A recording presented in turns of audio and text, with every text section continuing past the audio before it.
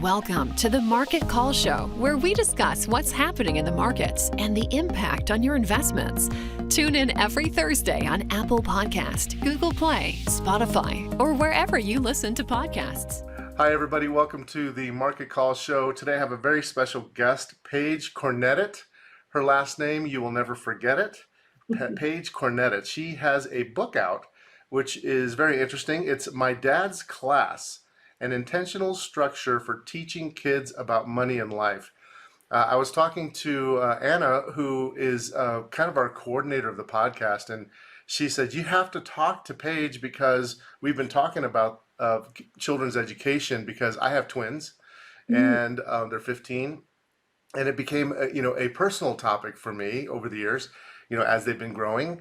And, I like to hear different viewpoints. And what's interesting about Paige is not just an author, she's also been in business. I was looking over her bio. Paige, you wrote the Spend Then series, a collection of children's books, but what really caught my eye was that you founded the Millennial Guru at the age of 26 to provide companies like Kroger and Capital One with business coaching and strength-based team building workshops.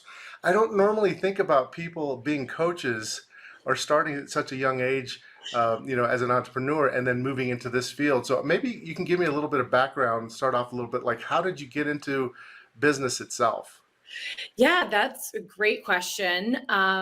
I had a lot of different jobs growing up, and I started very young. That was something that was implemented with my family. And one of kind of the dad's class lessons is to, have jobs and work in different industries and kind of figure out what you don't want to do. So when I moved to Grand Rapids, Michigan, I worked for an accounting firm. So I had finance. I got my Series 7. I became a financial advisor through this accounting firm, but I also attended a workshop where they brought in a speaker who did an all-day retreat for the company that was a Strength Finders coach.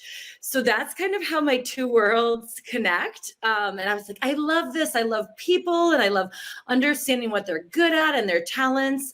But so I always was like, okay, I want to help people with themselves and understanding, about themselves and what works for them and how to communicate and, how they tick and how to place them in the right job. But then I added another layer of like yourself and your wealth. So, and because I came from a background of amazing financial education training, it felt very natural to me to write these financial children's books because it's what I grew up with. And so I just took what my dad passed down to me in terms of lessons and created it into a very tangible, easy, bite-sized piece for a 5-year-old. Wow. Okay. So there's a lot in there. I want to just kind of break this down a little bit because the first thing you mentioned was about yourself and your wealth that really hit me. Okay. So one of the things that we all have is we have our unique abilities, and where every kid is different, every person is different, and everybody thinks about money in a different way. How do you, when you're thinking about I'm thinking about this podcast specifically from a parent's perspective. So how do you, when you look at your children, you see how they're different? Like my twins are completely different. Right, one boy, one girl, same age. It's like, what? Why are they so different? How do you actually find out what those differences are, and then B, turn that into actionable strategies that's going to allow you to do what's better for that particular child from a money perspective? Mm-hmm. I know it's a broad question, but just high level. Yes, so I'm one of 4 kids. So my dad had basically this exact sort of like, okay, all 4 of my kids learn very differently, have different strengths. And so I think the biggest thing is when you're teaching your children, these sort of lessons, is have a lot of different ways to teach them. So it can be the same lesson, but maybe there's props with one, maybe there's songs with one, maybe they're actually physically writing something down. So really engaging kind of their 5 senses, because as you know, kids are very different personalities, different learning styles, different skills. And so I think it's so important to try many different ways. Because maybe for one child, they'll be like, yep, I can hear it and I got it, right? And then the other child will be like, nope, I need to do a field trip. I need an ice cream cone. And I need to like understand that, oh, I own McDonald's. And wait, this ice cream cone, like, did I buy this? Like, wait, do I get money from this? So, and that's me, in case you're wondering. That's how, I'm like, I need the tangible, physical things to help me learn. So, Yeah, that's so true. I think about how one of my children are, he's very, very, he can think in terms of abstract concepts. right. And my daughter is not. She's more like you said, tangible. What does this mean now to me? And what's interesting about what you just said is that I first asked you about how you got in business, and I heard kind of a little bit of the story. Got your Series 7, and you were working for a CPA firm, and then and that kind of transformed, and then you started talking about strengths. Well, that isn't that so true? Like each one of our children need to figure out what is right for them, not just from a money standpoint, but like what is the right thing that I'm put on this earth to do. Like we all have this thing that we need to be doing, and so it's a discovery process for them in terms of themselves, and Yes. then also translating that into money. So I'm wondering, when you put together your book, one of the first things that I saw, I always start with the table of contents, and you said something about saying things out loud. So there's a concept of saying things out loud in Judaism, and it talks about why you should say things out loud. I'm Yes. curious as to why you feel it's so important, or do you feel it's important to say something out loud, and then what does that mean? Why is that important? Well, I would say that, words are so powerful and words are energy. And there is a lot of studies and correlations between when you say something out loud, your brain, your neural like links think differently or form differently or change because you're saying it. So let's say, for example, you say, and this is one of my family sayings is, I can do it, right? Maybe at first you're like, I don't really believe that I can do it, right? But the more you say it and the more you practice it out loud, you're like, wait, I can do this. So there's an energy behind words. And I think it is important. I mean, a lot of different religions practice mantras, from Judaism to Buddhism to, Christianity. We all say things out loud, and there's a purpose and a reason behind it so that we remember. There's energy. Oh, that's what we believe. And so I think it's very important for children, especially, to say your family values out loud. What does money mean out loud? My dad is a really great Nito Rapido. He sometimes sounds like a broken record. I'm like, okay, Dad, I've heard this 500 times, but it sticks. Like, it sticks with me. It's like, yes, okay, I know what you're already to say. Yeah. Sometimes it's an irritating, okay, Dad. Yeah, it's like an irritating thing, but then in a way you should kind of count that as a win, as a victory, because that means they actually did get it, and maybe they won't acknowledge that was something important, but maybe hopefully we all hope that they will actually like really grab onto it, right? Yes. And so there's something about transforming. Like you can think something in your head, like there's a big gap between what you understand to be a good thing to do, say for example, versus actually doing it. So like, it's okay. Like I understand. Yeah, Dad, like I've had some things where one of my children will say, yeah, I know, Dad, but yet they're still not doing it. Well, so if you say things out loud, somehow you internalize. And then once you internalize, it becomes not only a thought, but it actually transforms into an action. So because that's what you're trying to get to. You're trying to get to this action. I thought that was a very powerful concept that you have in your book. Which I have not really done. I've never really required or asked my kids, not required. You can't require your kids to do anything, Right. but ask them to say something out loud. But you know what? I'm going to take that one to heart because I think that one makes a lot of sense. Great. Yes. So I wanted to back up just a little bit. Why in the heck did you decide to write this book? I mean, like being in a coaching, I mean, I understood the strength finding and all of that, but why translate it to children? So as I have done work with, people and understanding their talents and their strengths, as well as, doing some sort of financial coaching in there as well. I've realized that it is so important to get people early on. And I thought, if I can take a complicated concept such as debt, right? And I can transform it into something so simple that a child can understand it, anyone can understand it. So I thought that was kind of the next step of like making it so clear, so simple. If a 5-year-old can understand it, a 90-year-old can understand it. And I thought too, our next generation, it's so important to teach them. Some people are like, I wish you wrote this book 35 years ago, like too late for me. It's like, but that's what I wrote it because I want it for the next generation, your kids and your grandkids and kids. So I just so in a way, it was a broader thing for you. Yes. Not just kids, but that's the great starting point. For one, if you start early, then you have a higher chance that you'll do it because it'll become a habit. Two, if it's understandable to a 5-year-old, it's understandable to a 50-year-old or whatever. That's okay. That makes total sense. That I'm making the connection now. I always try to understand why people do things because I think it tells you a lot about that person and then also where they're coming from the book itself. Sometimes reading the book itself won't give you all of the background or context.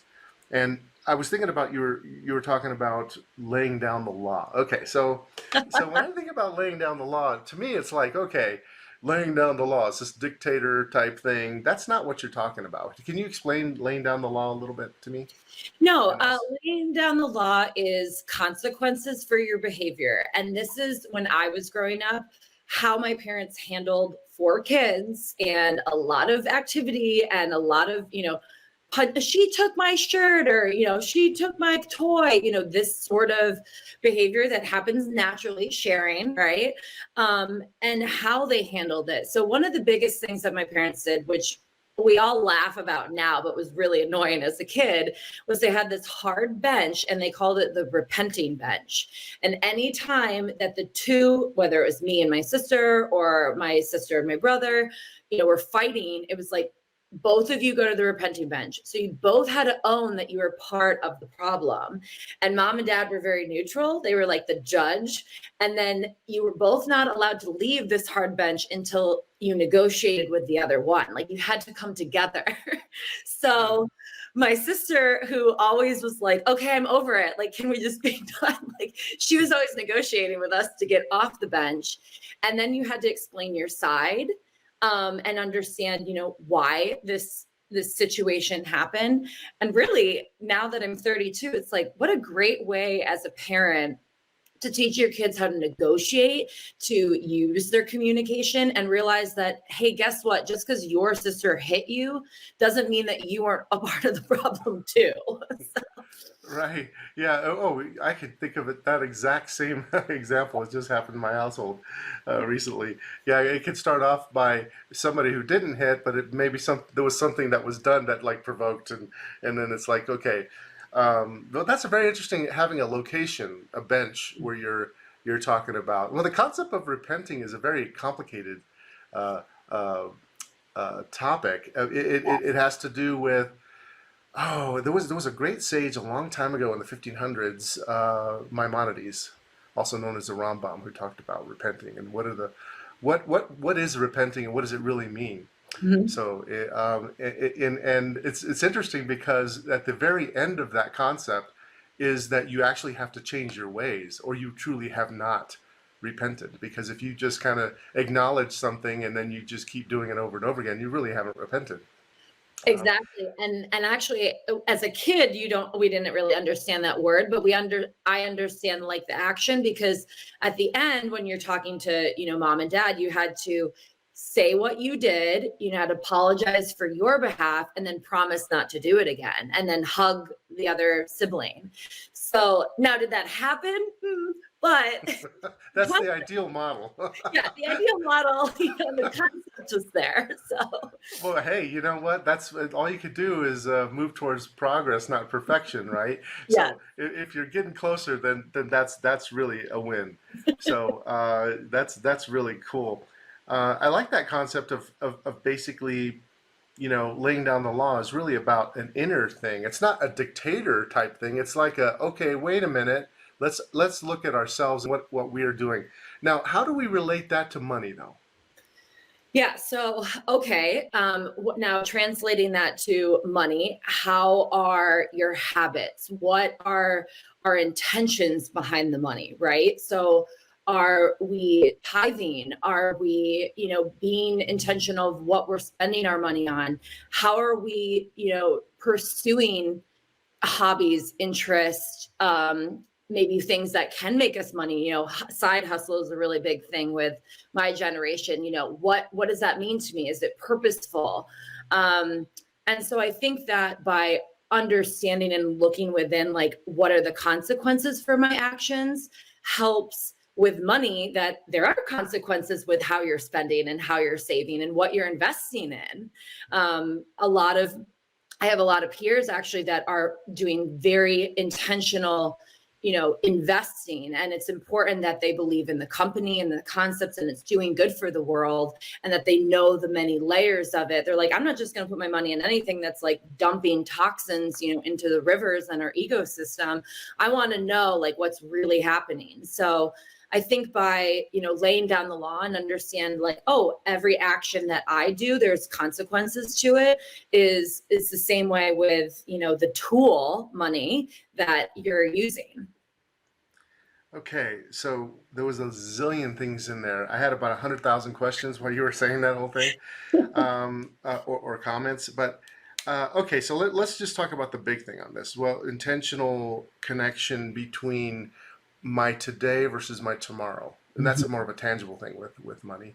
So one of the things that challenges children have is that they don't really understand that this money that's coming in, really, there's, for most ways of thinking about money and saving and habits, there's basically three main big categories. There's the what I can spend now, and then there's the what am I going to save, which could be broken down into two things. One is for reserve and the other is for long-term growth. And then the third thing would be what am I going to do for society, charity? What is for the bigger, greater good? There's always those three things, general concepts. So, but a child does not understand the difference. A lot of times they don't make that connection. So this, I think to me, this helps with this concept helps with helping them see the connection between my today's action and my habits today, how they affect tomorrow. I know there's some studies that show that people that can actually defer gratification tend to have higher intelligence. Totally. And I do think that in some cases boys and girls can on average be different. I mean, we always think boys and girls are different, but there are some differences. But you have to kind of, that gets down to how do I treat my children differently, because one may see that more than the other. I know one of my children, like, immediately was like save, save, save, save, save. I started off with this 3 bucket rule that I just mentioned to you. That's kind of what I taught them when they were like, when they could speak, they started learning it. Mm-hmm. So but it kind of stuck with one, and then the other one's like still always wants to go to that spend bucket. It's like instant gratification. So in some ways, I have to say this, and out loud, and I want to get your opinion on this. If some people, no matter what you do, you could do everything right, and they're not going to change, right? Right. So can you speak a little bit to that about letting go, or maybe just like that concept of like, I'm doing my part, and then what will be, what will be? Yeah, well, I think that's interesting. I feel like a lot of people as parents struggle with, oh, I'm trying to like get my children to all be great savers, right? Like that's always the one. But I think it's having an open conversation with whatever child, and maybe it's both of them, right? Just talking in general, that saving and spending are not black and white, right? So you can save and be very like cheap with your money because you're like, and not have good habits because you're like, nope, I'm super focused on saving, right? Like I'm not spending any money. I just want to eat, McDonald's cheeseburgers because they're $2. And like, it can snowball into that effect of, okay, I'm a super hyper saver. And then I can go the other way with, I'm a super hyper spender, right? I just want to spend my money.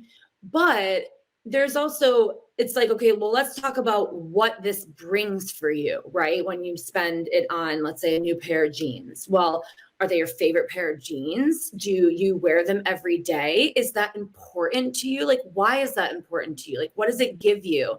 And I'm sure you've heard about this new concept of like the joy of things, right? And like things bring us, material things bring us joy. Like So Marie Kondo type thing? yes, Yeah, yes. okay. Well, Yeah. let's just say I'm a condoizer, so Okay. So you okay. understand exactly. So, but okay, but not everything brings us joy, right? So, having that conversation with spending the money and think it's the intentionality before you just like spend all the money, right? Like, is it going out to movies with friends or doing things where it's social, or is it educational purposes or experiences? And have kind of breaking that down, I think, with the children can be impactful. And I know I'm saying a long way to get back to your question of letting go. No, I'm I listening. No, go Yeah, ahead. I think that, by observing that, and you could even use yourself as an example too, right? Of, oh, hey, I spent money on this, or I saved money on this. Um, helps teach them of, like, again, the impact and the energy. Like we said, words have energy. Well, money as a tool has energy too. And so being intentional with that can make a huge difference, I think, of like, oh, wait, before I spend my money on this thing, like, let me think about it just for like a second, right? Okay, is that important to me? Is this in my intentionality bucket of spending things? Like for me, education and experiences are like number one for my spending bucket. For my husband, food is number one. Like, he's like, fine dining, I love it. I'm like, okay, that's nice, but like, nope, that's number one for him. So understanding like what we're willing to spend our money on is nice to Yeah, know. because then it starts boiling down to values. So it Exactly. always boils down to that, and what are your values? And I almost feel like, what do you think about the concept of kids actually going ahead and doing things that maybe were not smart, and then they learn why that wasn't? Like there's this gratification that you might get from buying a particular thing, but it was such a short-term gratification that like it wasn't worth it. Like at some point they got to learn that, right? And Mhm. some people naturally know it, but then others it takes them time to figure that out. Totally. Gotta It's touch almost like hot fire to understand it's hot, right? Like, yeah. yeah, yeah, exactly. So yeah, and then well, you said that before you spend to think about it. So okay, it's just like losing weight. Before I eat that cookie, you don't think about it. So there's a money hedonistic. I mean, maybe that's not the right word, but you know what I mean with money. And some of that is conditioning. Yes. So how do you get how do you get children to kind of change their conditioning? What if they start off and on the wrong foot, and then let's say you're a parent and you're just now starting to do this, work with your children about money, because a lot of people frankly don't even talk about money at all with their kids until they're much later on the line. What would you tell somebody who's in that scenario where they really haven't really had a lot of conversations about money with their kids, but now they need to? And let's say they're in junior high or high school, something like that, and they really should have maybe didn't lay some foundation early on. Yeah, well, they still did, just not maybe intentionally, right? So Oh, well, that's a good point. your kids still observe you, and your habits, and pick up what you put down, even if you didn't want them to. Um, Ah, so okay.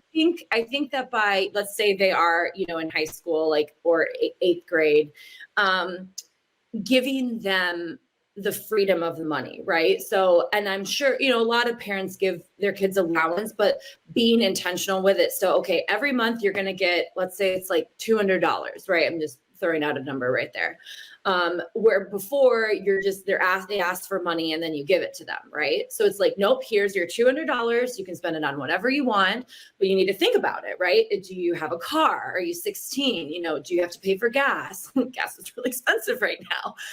Do you want to do things with your friends? How much does that cost? Do you want to have snacks after school or, during school? How much does that cost? So I think you can still really have these amazing conversations with with your kids, even if they're older, of intentionality of like, okay, you're in charge of this money. And even better, because when they leave your house, they're going to do it anyway. So why not be a part of that learning experience for them and give the power to them?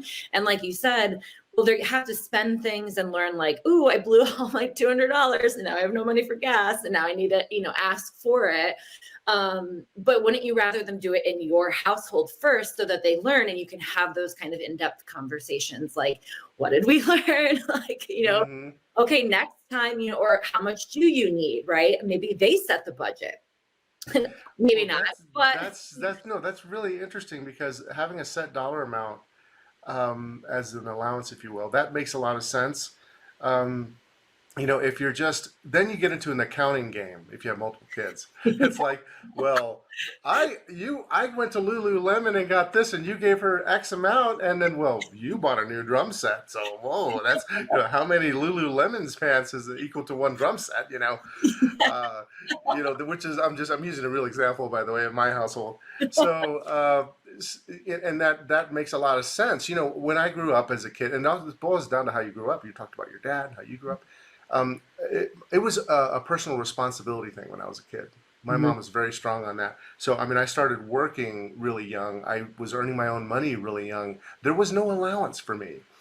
For me, it was like you go to work, you earn, and that's your allowance. So that's how I learned. And so I, had my first job at 50. My first like W-2 job. I was making money. The first time I actually made money, and this sounds kind of weird when I say it out loud, but I was like 5 or 6. I was helping ladies move older ladies take their groceries to their car, and they would give me like a nickel or something. And I used that to buy toys. Mm-hmm. So, that's kind of my background. Now, I superimpose that on my children. Now, we're much more well off than I was as a kid growing up in South Chicago. Okay, so the kids around here drive all Teslas and BMWs where I live. So, which is like not cool. For me, it's almost like scary, right? Yeah. So, I think what you're really showing me is that your personal background is going to always be, like you said, shown to your children if you're not intentional. Yes. So first step is get intentional. So pick up the book, read the book, get some ideas on how you can become intentional with your money. That was helpful. All right, I want to talk about this bank thing. Yes, yay. Okay, you can't forget it, National Bank. Yeah. So tell me a little bit about that concept of a family bank, or how that works. Yeah, so my dad, this was an amazing concept that he came up with. And we talk about, the kids doing having the personal responsibility and having that tactile, right? Very hands-on. So I think I was like 5 when we started this concept. Every Saturday, you'd get however old you were money. So $5, and you would get the money and put it in. It was just a Tupperware with my name, Paige's Bank on it, but I could see visually the money grow. And then we had a ledger. And I think when I was 5, 6, you can count, right? You can add, subtract, you can't divide or multiply, but okay, add 5 plus 5 equals 10. Ooh, $10. So then, as we're building and adding to this bank concept, and again, you're the kid, so you're the one that's getting the money, so you're earning money, and then you're adding it to it. So you're seeing, wow, it's like really adding up quickly. And then my dad introduced, as we got older, which I really wish I could invest in this bank now, 10% every quarter. So Yes. which is Sign me up. Everyone's like, how do I invest in the Cornetet National Bank? I'll put my money there. And so as a kid, we realized like, oh, wow, saving our money is amazing because there's rewards from it. Now, is that necessarily today? No, not necessarily, but the concept is there that maybe we're not saving our money, but we're investing it. We're putting it into something that is giving us a bigger return. We did this all the way up until I left for college, which was amazing. And that's also where we could spend extra money too. So if it's like, oh, I want, a new stuffed animal. Well, guess what? You got to wait till Saturday. You got to pull out the money. You got to subtract the number. Oh, that like really hurts. And also too, you're kind of comparing with your siblings too, like, well, how much money do they have? Now it wasn't fair, right? I'm the oldest. So if when I was 7, I got $7, my sister was 5, she got $5. So it wasn't always fair, but it was still the concept of like, as you get older, you're earning more. And there's more responsibility with that. We could also bid for jobs. Like we were able, of course, to ask my parents, like, hey, how can we, make more money to put into our bank? So it was just an amazing concept for us to take charge of our own money. And when we were teenagers and we opened up our first bank account, it's like, I got this. Like, I know exactly what this is. So That's great. It's a controlled environment that was put in place. That's kind of a quasi real economy. So yes. so it's like here's the family economy, Mhm. and here's your you're basically learning in a laboratory, a family laboratory, economic family laboratory, and you kind of get it from there. So then when you get the real money, so I have to say I've been like throw them in it. It's like, here guys, here's 5,000. We're gonna buy stocks. You guys are gonna each pick 10. Here's the ones you can buy. You have so many in certain sectors. That's kind of how I went about it. I just get them to put real money in, see it rise, see it fall. But I think I would have been better off starting younger and saying, hey, maybe learning some of these addition and subtractions in a controlled environment where you're always having a win, because I kind of threw them into the fire, right? It's like stocks move up, stocks move down. Yes, Target does well. You like Target, but guess what? The stock still goes down sometimes. And, same thing with Starbucks or whatever. Whereas at least in a controlled environment, then they're always getting a win and they're always getting a positive feeling about money. Because you may not be able to deal with ups and downs when you're that young.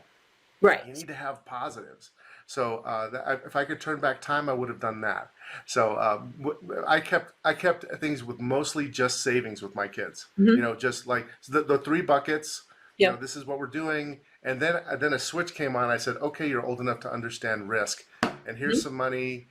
Let's open up some accounts. Here's your brokerage accounts, and let's buy some stocks. And I'm going to give you guardrails. Here are the sectors that you need to have a certain amount in each one, and here are the stocks you can choose from, but you get to choose.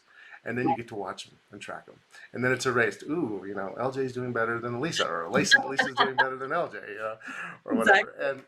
And so this is a really, really good, because one of the things that's different, I think, between your philosophy, which I'm really getting value from, is that the controlled environment of instead of being more, I'm a numbers guy, chartered financial analyst, So, I kind of put things in black and white, where you're thinking about it from the human aspect of more so, which is really, really important, because this is a human thing. It's about habits and doing the right thing. And not everybody is as rational as another person. And we all have this emotional side to us that we have to deal with. Exactly. And as you know, kids are different, right? So everyone experiences it differently. So Yeah, and this hard that you talk about in your chapter 7, hard structured meetings. I don't want to give away everything about your book, obviously, because we want people to go out and buy it and pick it up. But tell me a little bit about meetings, a structured meeting, if you don't mind. Of course. So as we got older, it was very important. Again, my dad was very hands-on. He always was inclusive with us. We were always participating. And so as we got older, it was vital for him to bring us young girls, I think I was 12, my sister was 10, to these hard structures, what we call it, meetings, which is the accountant, the banker, the lawyer, financial advisor, and sit in the room and hear what's going on. Now, we didn't understand anything. It was like they're speaking an alien language. And somehow dad's communicating with this other human. But the intimidation we got through that. And now I'm 32, my sister's 30. And we're both running our own companies, and we're both doing this exact same thing, with meeting with the insurance, the accountant, the banker, but we can lead the meetings and we don't feel like, ooh, I can't ask that question, or I don't know that thing. No, what does that mean? So we've done it for so many years that we've always been, because we've been introduced to it. And so I think it's important to bring your children to these meetings so that they understand, oh, this is what tax is, or, oh, this is what we do. And this is why having this person, these, professional services are really important to. At what age? So I was 12 when I went to these. You can bring them, I mean, as Yeah. I think it's whatever you important. want, Yeah, most people do not do it at that age. Here's what most people do. Most people go, oh my gosh, my kids are going off to college. And here's my financial advisory firm. Here, have a meeting with my financial advisor just before they go off to college. That is the standard way that it's done. So, but if you learn to talk about money, or that it's okay to talk about money, you're comfortable talking about money with these pros, first of all, you get the idea that, hey, I don't necessarily maybe want to do it all myself. I want to seek experts. And Yes. that goes for anything, whether you're building a house or whatever, right? Shortcutting. And secondly, it's talking about money is something you need to do, and it's okay. I'm comfortable with it, rather than money being some kind of a hidden thing. We don't talk about money. Totally. And on top of that too, I think it was really important. I mean, my dad was so forward thinking of like the relationships that you build with these professional service people, that, hey, listen, this guy who, my dad, when I was 12 was, 35, our financial advisor was 60, right? He's going to retire. So you girls need to think about, well, who are going to be yours? Like, they're not necessarily going to be dad's, advisors, right? You're going to form your own team of advisors that are going to give you great advice and help you be successful in whatever that means. And so it was amazing. I mean, we didn't like it. Don't get me wrong. We did not like it. We had to dress up. We were like, oh, this is awesome. Wow. Like, we're like suit, our church best, it was like, oh, and then sit in this room, and it was awkward.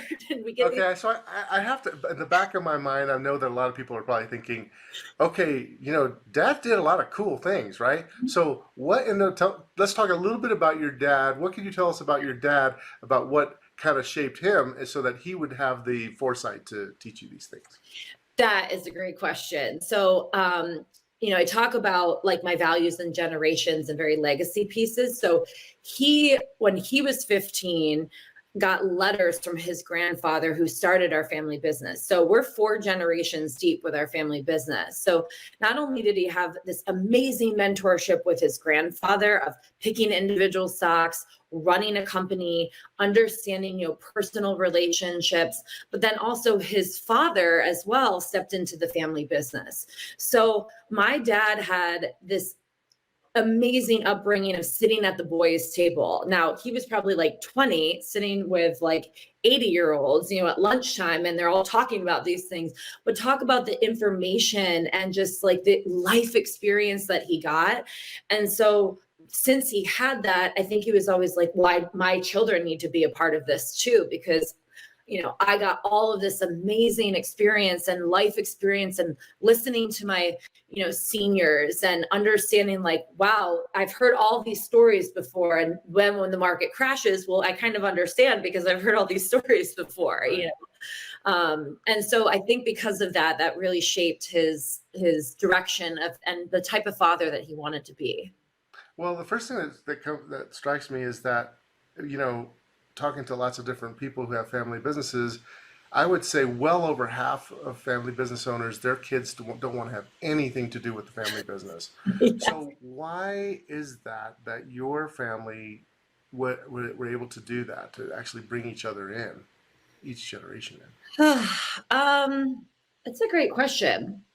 I think it's because it was always open to us. And we were a participant versus, oh, dad runs the business or mom runs the business. And like, that's what they do. And like, they are very hands off and we don't even know what they do exactly. And to be proud of our parents, it's but we were always a part of those conversations. And so I think it was very natural for the evolution of like, oh, well, I love it too, right? My sister runs our family business right now. And she's like, well, I love this. Like, What kind of business is it, if you don't mind me asking? yeah, textiles. So we're a fabric distributor in North Carolina. Yeah. Got it. Yeah, very, very interesting. Well, that just seems to be the kind of the norm. I mean, in my family on my father's side, we have a family business that's very successful. There has been, family members involved, but at each generation it gets tougher. Yes. And it also depends. And some types of businesses are easier to corral people into. Some businesses are harder. So it just depends on what it is. But that's a really good, having a family business is important, which leads me to another thing, which is a little bit off topic, but in my mind, not off topic, off topic.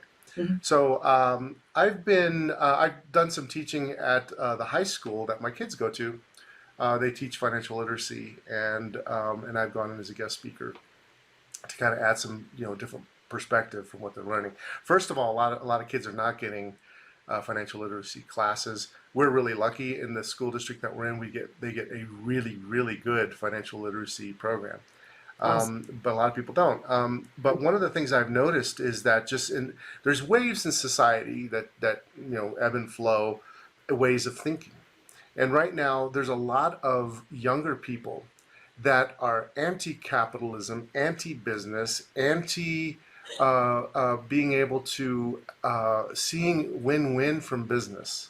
Mhm. Like it's almost like business is greedy, therefore bad.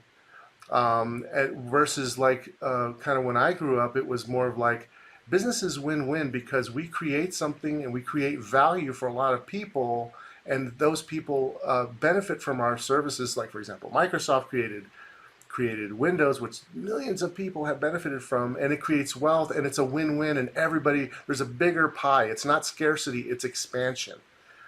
Whereas now I feel like a lot of the kids are starting to, it's a society thing.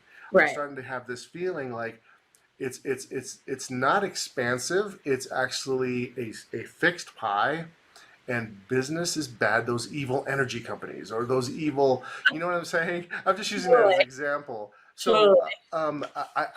I think that's actually, I'm going to be a little opinionated here. I think that's actually very bad and could hurt us. So speak to that if you would. In any way, you could say I disagree with you or whatever. But I've just noticed that trend in talking to kids Mhm. today.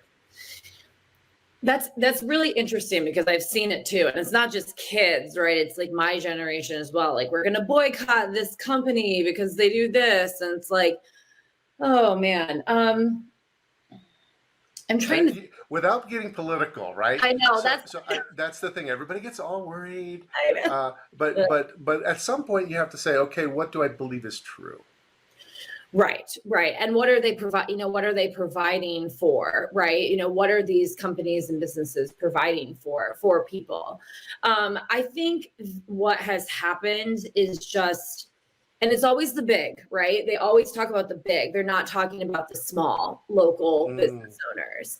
And I think it's really easy to pinpoint or target a large company for one thing that they're doing and focus on that versus seeing the bigger picture. I think that is like nowadays it's like, just we're going to focus on this one thing that they do or don't do and they're out, right?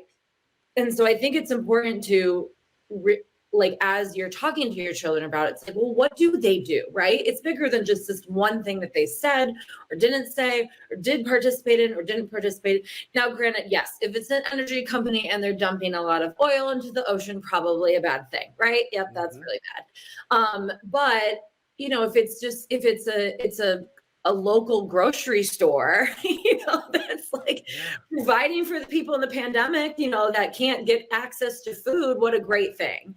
And so I think it has been very narrow, like the state of the world right now, especially with my generation and the younger generation, is just hyper focused on like the details versus the bigger picture. So that's a really good point. That they're hyper focused on the details without connecting the bigger picture. Because there's good with bad, right? There's good with bad. So, for example, I'll just use an example.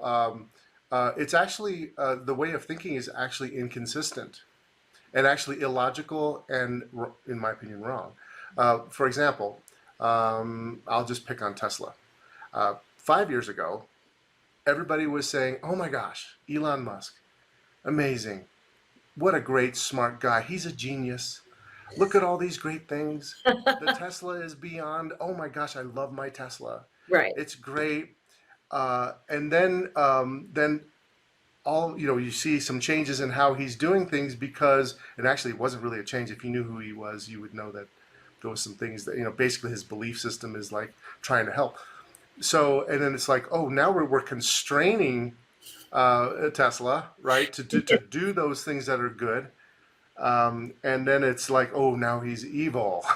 So I think this is the kind of thing that I think that young people in every generation has to deal with this. We dealt with it Yes. when I was a kid. My mom's generation dealt with it. My mom, I was born in '65. My mom was, she grew up with women's rights was really big, and I lived in South Chicago. That's where all the strife was happening. Yeah. Racism and all of that. And so each generation has something to deal with. I think the current generation, my kids, not really the millennials. Millennials are in a different position. They are empowered. They have the capability to kind of fix some of this stuff that's going on. Yes. I really think they can do it. I think they're really smart, like all generations really are, and we all think we're different, but we're kind of not. But I really think that some of the stuff that we're going through right now, because things go in waves. And the reason why I bring this up, because it's so important in terms of how people conduct their habits, their money habits. Because if we have this set of belief that says, why save? I mean, a lot of people don't even realize, oh, do you have a 401k? Oh, that money that you have in that 401k, that's equity. And you know what equity is? It's capital. Oh, that's capitalism. Holy, what? I don't believe in that. Well, you better start believing in it if you have a 401k. So I think we all need to understand we're all in this together, and that there's both good and bad in every system. Yes. And not everything's black and white. Like, not everything's black and white. I think it's become so like that, and just focusing on that one thing versus like, whoa. Like, let's look at, bigger picture. And sometimes it's just a phase, right? Or just a trend too. So. Yes. And I think maybe it is a phase. Maybe some people in your generation, I don't know. I don't feel like we're that far off in generation, even though we are. I think it's all coming together. I think it's a matter of we all start from ground zero, and from our experiences, and whatever they always say, whatever was happening in your world when you were growing up will impact how you believe, right? Like, so like when you grew up, there was a set of different set of circumstances than when I grew up. When I was in high school, we had massive inflation. What's happening right now, we had when I was a little kid. And a variation of it, and it shaped a lot of things. And then we made some changes, and then we went into this massive, rapid innovation, massive explosion in the '80s, which I was a benefit from. That I benefited from.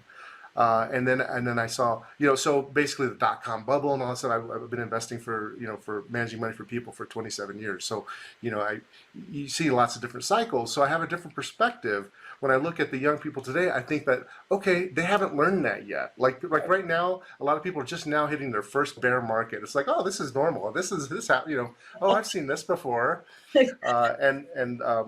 Anyhow, sorry, I've been talking way too much, but the reason why I bring this up with you is because I wanted to hear your perspective about habits. Like, how can we help our kids buck the trend from what everybody is telling them, and them focusing in on what is right with their money? Yes.